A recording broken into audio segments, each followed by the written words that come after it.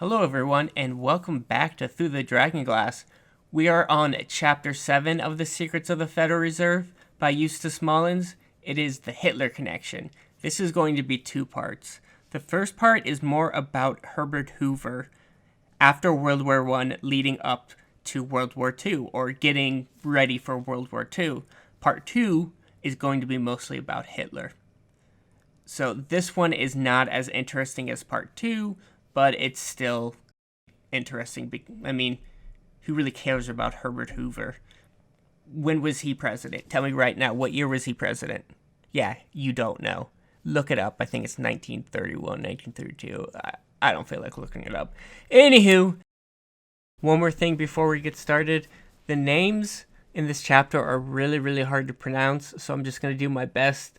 I'll put them up on the screen so you can see them, and you do your best to pronounce them, but I'm not going to spend the time and effort to do it because I will forget them. I have to memorize it, and their names are crazy, so just going to try my best. Sorry if it's bad, but what are you going to do?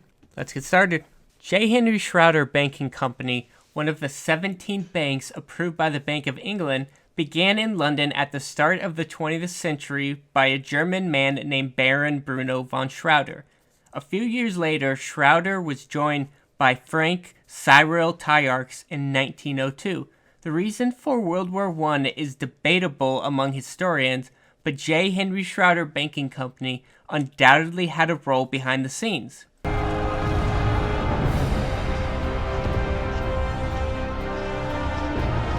Archduke Ferdinand was assassinated by a man named Gavril Princeps of Sarajevo.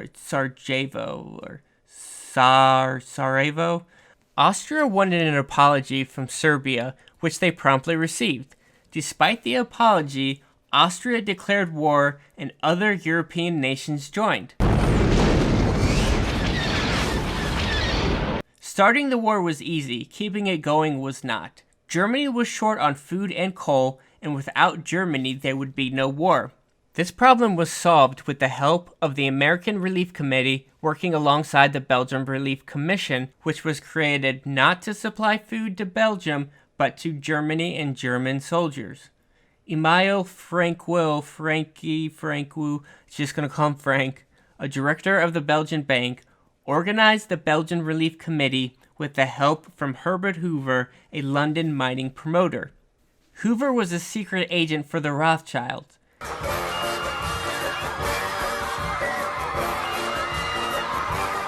He was involved in mining promotions around the world and was rewarded a director position of Rio Tinto mines in Spain and Bolivia, an enterprise owned by the Rothschilds. Her name is Rio and she dances on the sand. Frank and Hoover had been involved in scandals. The biggest was with the Caping Coal Company in China. They started the Boxer Rebellion, which expelled foreign businesses from China. Frank convinced the Americans to back out of the Hankow-Canton Railroad concession in China, further helping Hoover take control of the Caping coal mines. Hoover was in charge of buying and shipping goods for the war. Hoover also transported 200,000 Chinese slave workers to the Congo to work for Frank Copper's mines. Dock that chink a day's pay for napping on the job. Yes, sir. Hoover shipped 1 billion pounds of meat, 1.5 million pounds of potatoes, 1.5 billion pounds of bread, and 121 million pounds of butter to Belgium. The food was then shipped to Germany to feed the German soldiers. A nurse from London named Edith Cavell complained that the food was being shipped to Germany. The Germans paid no attention to her until the British intelligence service found out and asked Germany to arrest her as a spy. Dink, meet Felix Leiter. Hello. Felix, say hello to Dink. Hi, Dink. Dink, say goodbye to Felix. Man talk. Sir William Wiseman was the head of the British intelligence and a partner of Kuhn, Loeb and Company. He thought Cavell would jeopardize the war and demanded she be executed. Put them in the Iron Maiden. Iron Maiden? Excellent! Cavell was arrested and charged with aiding prisoners of war to escape. Normally the punishment was 3 months in jail, but the Germans gave in to William Wiseman and shot her. In 1960, Germany again ran out of money and food and were ready to surrender. They were given more aid through the Belgium Relief Commission, giving Germany the ability to continue fighting the war.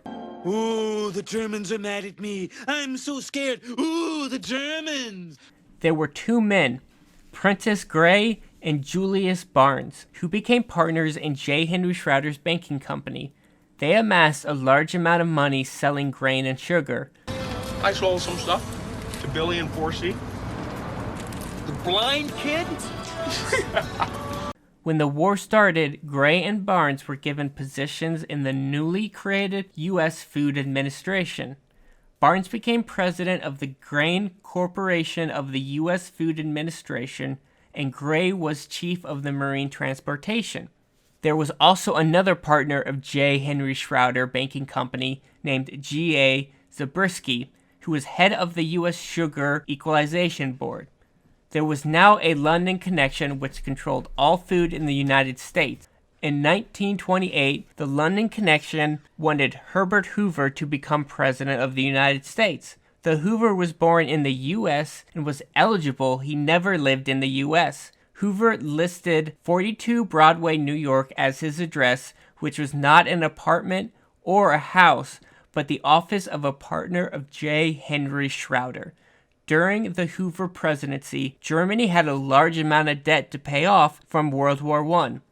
Hoover promised to suspend payments of $125 million through the Hoover moratorium for a year. Moratorium is suspending any payment or interest on debt.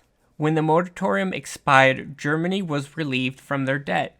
President Hoover was not pro-Germany, but it was important that Germany's debt be forgiven in order for Germany to start acquiring firearms. The 45 long slide with laser sighting. These are brand new. We just got them in. It was time to start another war, and London bankers wanted Germany to be the aggressor. On December 13, 1932, Congress attempted to impeach Hoover for high crimes and misdemeanors. This includes violation of contract and unlawful disposition of the financial resources of the United States. Congress never acted, and the resolution was buried. I want to thank everyone for listening. Hit that subscribe, thumbs up, notification bell. And I say this every time, and no one does it, but most importantly, tell a friend about me, please. The next part 2 of the Hitler Connection, is actually about Hitler. So yay on that. And then Chapter 8 is World War I. Thanks, guys. Have a good one.